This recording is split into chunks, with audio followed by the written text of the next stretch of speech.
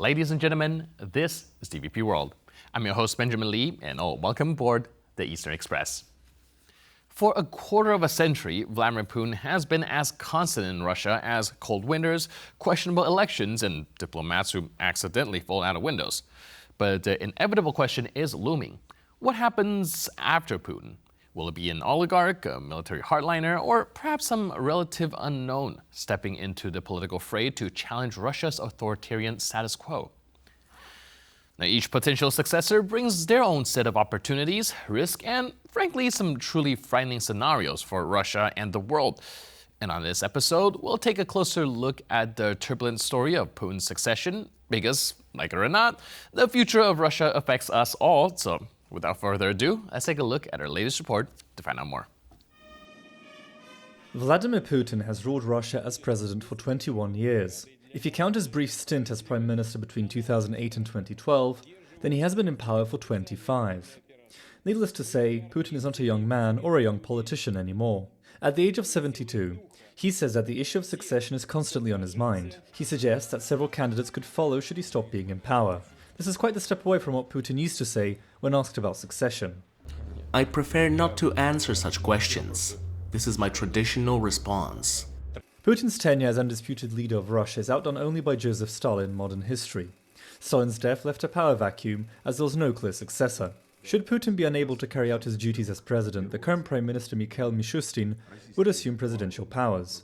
Though that does not mean that he would hold on to them, as he is a relatively low-power figure in Russian politics.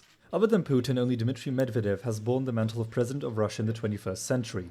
Some observers have floated the idea that he would possibly resume the position in Putin's wake.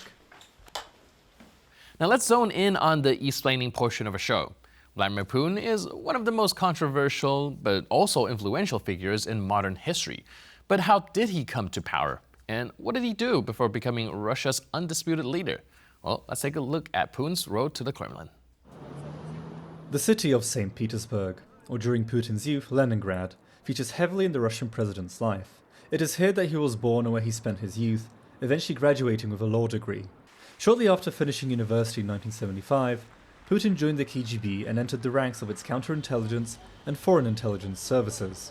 He was later stationed in the then Eastern German city of Dresden, where he worked as a liaison for the KGB with the German Stasi secret police. He left the city in 1990, right as the Soviet Union began to collapse, and returned to Leningrad once more. Back home, he worked as an advisor to reformist mayor Anatoly Sobchak. Putin made a name for himself as a loyal and effective administrator, which caught the government's eye. In 1996, he moved to Moscow to work under President Boris Yeltsin and rose through the ranks, even becoming the head of the FSB, the KGB's successor. Then in 1999, Yeltsin named Putin prime minister, and shortly after, amid the Second Chechen War, the president resigned. Putin became acting president, and eventually his firm position on security and the promise of restoring stability propelled him into the presidency proper. And now let's take a look at the issue in greater detail. Alright, so let's start with some context. Russia 1, Putin's personal fluff channel, has released a 90-minute documentary, and I'm using air quotes so aggressively I might sprain a finger, by a famed propagandist named Pavel Zarubin, who you might recognize from our other program Break the Fake. Now, the film tries very hard to convince us that Vladimir Putin is both the hero Russia deserves and the victim nobody understands. We won't focus on many of the blatant lies that he tried to spread, like, regarding the beginning of Moscow's Crimea invasion, or that Putin said that he was genuinely trying to solve Donbass situation peacefully. Now, this so-called documentary was a springboard for Vlad to speak out on his topic of his succession. And though we're not hyped up on the Putin's about to die paranoia, every leader ends his reign one way or another. Now, let's make one thing clear. When Vladimir Putin starts talking about successors, it's a bit like your dad mentioning he might let you borrow his brand new Mercedes, but only if hell freezes over and pigs flies, and so he doesn't even own a Mercedes. The Kremlin man claims that he has a short list, but also emphasized that any successor needs to be trusted by the people. Fascinating condition, given that Putin treats Russian public opinion much like I treat the terms and conditions on a website. I know they exist, but I absolutely do not care. I mean, this is Russia, where publicly discussing Putin's successor was up until now about as taboo as discussing Bruno in Encanto. The mere suggestion was enough to get you ostracized or worse, sent to a penal colony to rethink your choices. Yet, here he is, bringing it up himself. So, what exactly is going on? Well, political analyst Vladimir Putin suggests it's all about Putin's growing paranoia, a charming trait dictators tend to develop when they age, and he appears to be running a classic loyalty test, straight out of Stalin's playbook.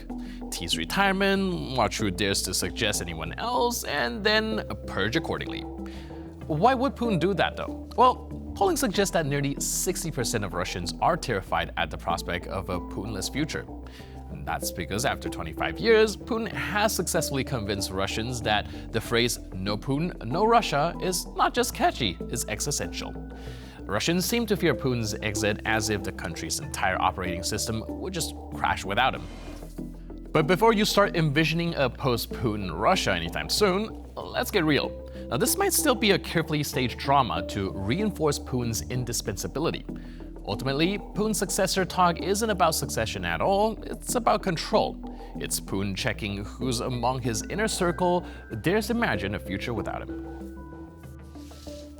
And now here to shed more light on the issue is Rasmus Nielsen, a lecturer from the University College London.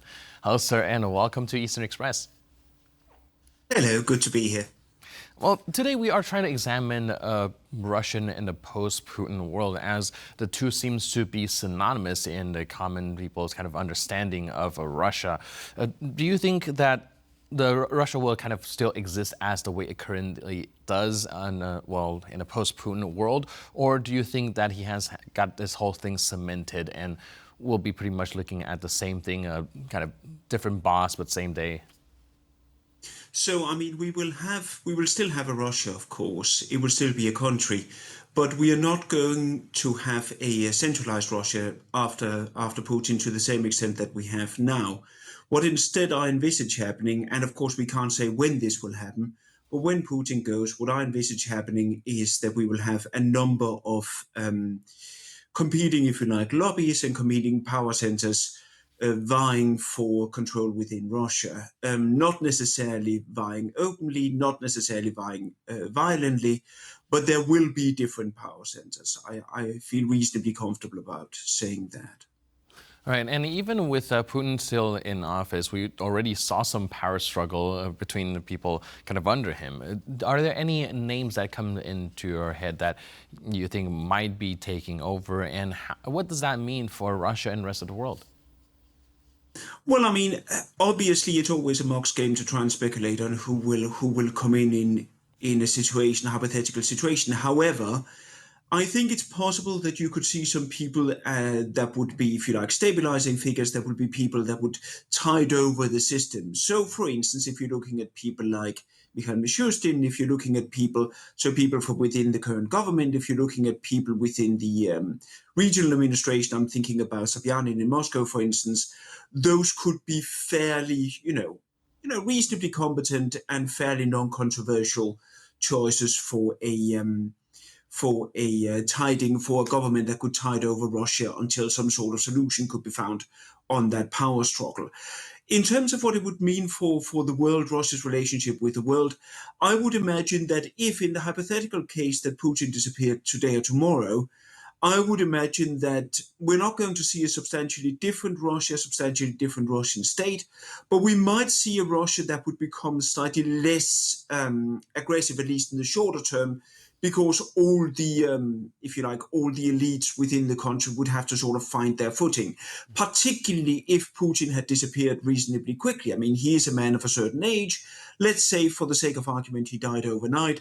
If that were to happen, I would imagine we would have some sort of maybe temporary truce in Ukraine while the different elites try to get their bearings. That's not the same as saying, of course, that Russia would suddenly become closely aligned with the West again. That's not what looks likely, in my opinion.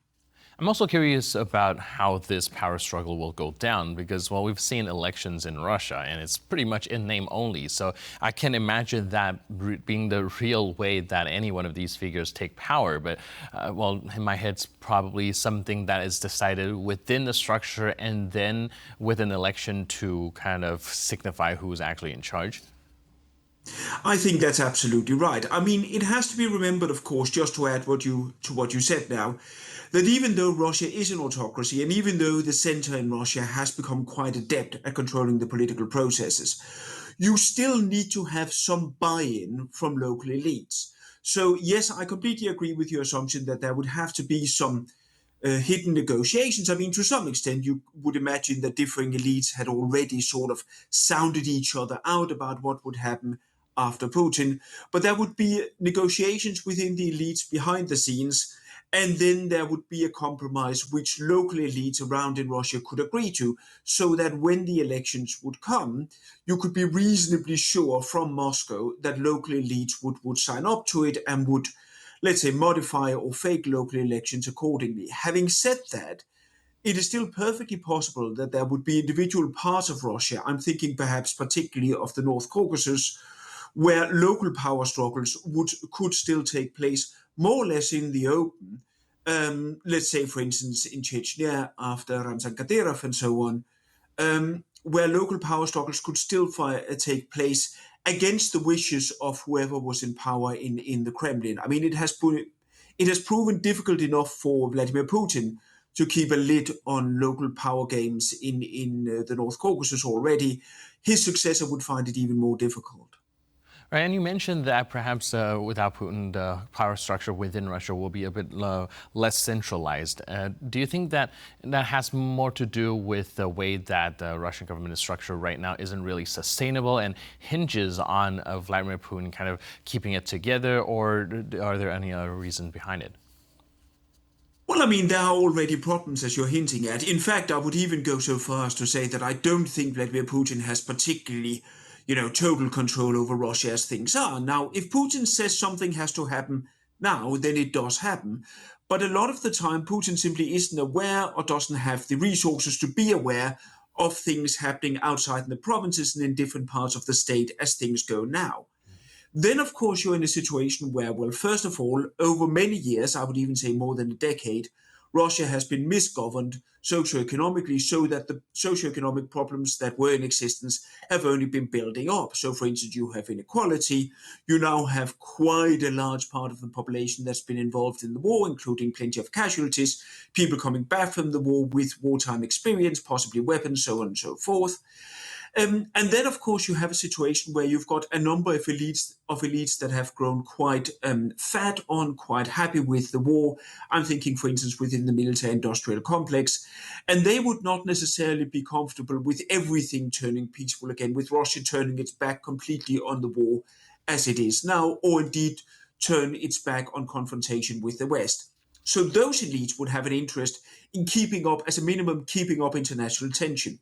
Then you have other elites within parts of the economy, such as, for instance, the energy sector, such as, for instance, the agricultural sector, and so on, who would have the IT sector as well, who would have an interest in opening up to the West. Financial sector, you might add there too.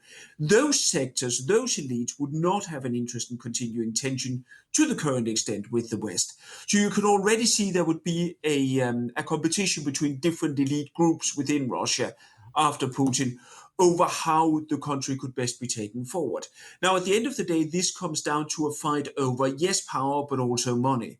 And at the end of the day, there will probably not be enough money to go around for everybody in the country to be happy.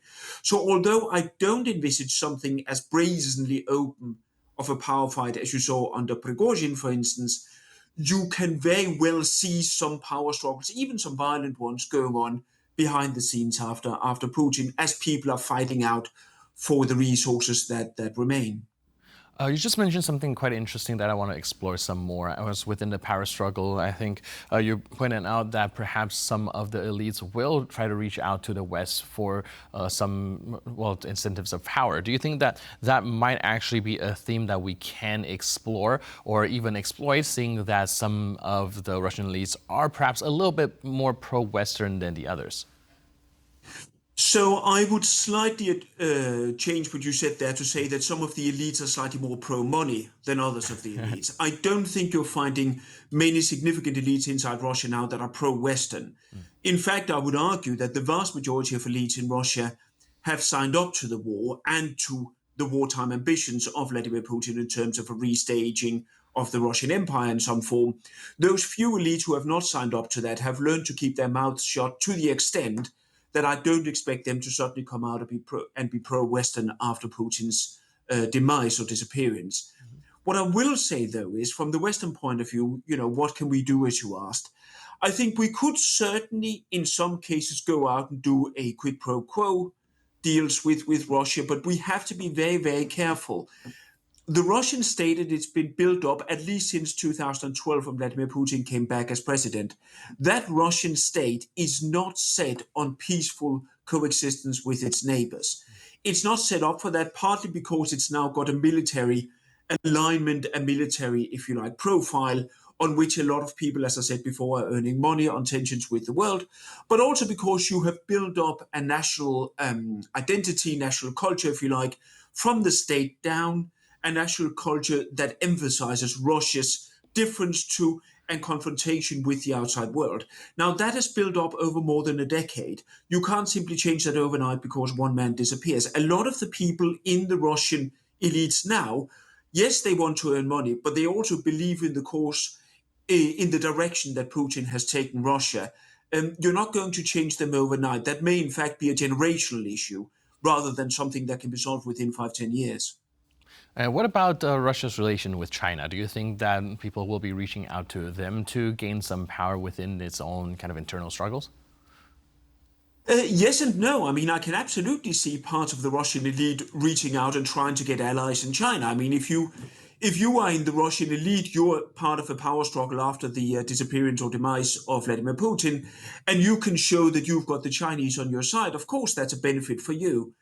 On the other hand, large parts of the Russian elite now and part of the Russian population are concerned about Chinese influence, are concerned about Chinese takeover of parts of the Russian business sectors, and even over time, some of the security sectors, at least de facto.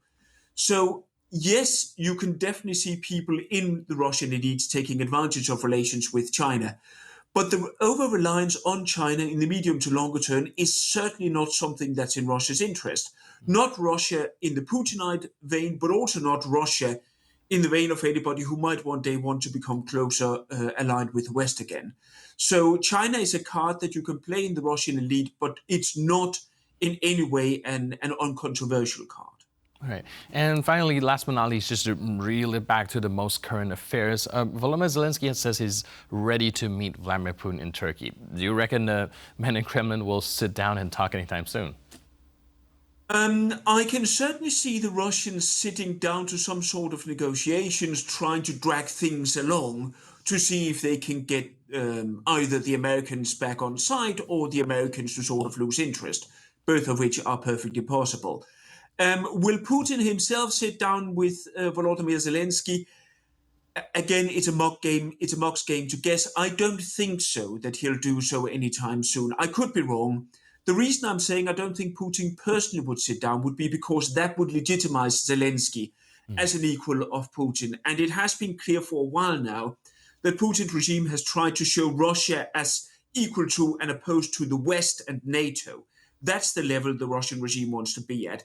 If Putin suddenly sits down face to face with Zelensky, then it's Russia at a level with Ukraine. And that doesn't really work with the sort of global ambition and global branding that Putin wants to present for Russia. All right. Thank you so much for your input and insight. Really appreciate it. And thanks for being with us on Eastern Express. Thank you.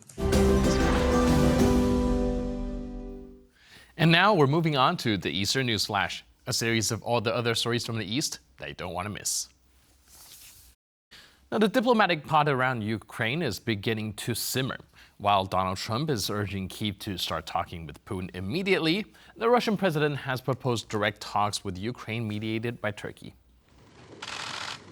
Ukrainian authorities have been pushing for a ceasefire before any sort of proper negotiations with Russia can take place. Once again, however, it seems that the US administration is pressuring Kyiv to reach some sort of accord with the Russians. The US president's call for immediate talks comes soon after Vladimir Putin himself proposed direct talks, which would take place in Turkey. The Russian president has said he'll discuss the matter with his Turkish counterpart. In 2022, Ankara hosted some preliminary talks between the Russian and Ukrainian delegations. Turkey has also often expressed willingness to act as mediator in the conflict. The Kremlin's proposal does not come out of the blue, as it coincides with a joint call by Ukraine's European partners to impose a 30-day ceasefire. Pope Leo XIV has urged for global peace in his first Sunday address and called for an end to the war in Ukraine. What's more, the new pontiff doesn't seem to have any qualms about labeling the aggressor and a victim.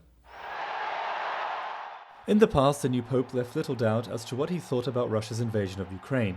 In the 2022 interview, he had called it, quote, a true invasion, imperialist in nature, where Russia seeks to conquer territory for reasons of power. After assuming the mantle of the papacy, Leo XIV seems to be continuing this line of policy, as during his address he said that in his heart he carried the suffering of the beloved people of Ukraine. His predecessor, Pope Francis, came under fire multiple times for being either very hesitant to condemn Moscow or appearing to side outright with Kremlin narratives by saying, for example, that the war was perhaps caused by NATO, quote, barking at Russia's door. The United States has approved the transfer of 125 long-range missiles and 100 Patriots from Germany to Ukraine. This comes as a seeming shift in the new U.S. administration's policy, which previously was not as generous towards Ukraine as its predecessors. The Patriot air defense system is considered to be one of the most important pieces of tech that the US has sent to Ukraine. The system ensures that Ukraine has a solid fighting chance when it comes to protecting its skies and residential areas against Russian missiles. For several weeks, Kiev has been warning that it is struggling with an ammunition shortage for its Patriots. Ukraine also called on its allies to supply more of the systems, as Russian missile and drone strikes have been intensifying in recent months.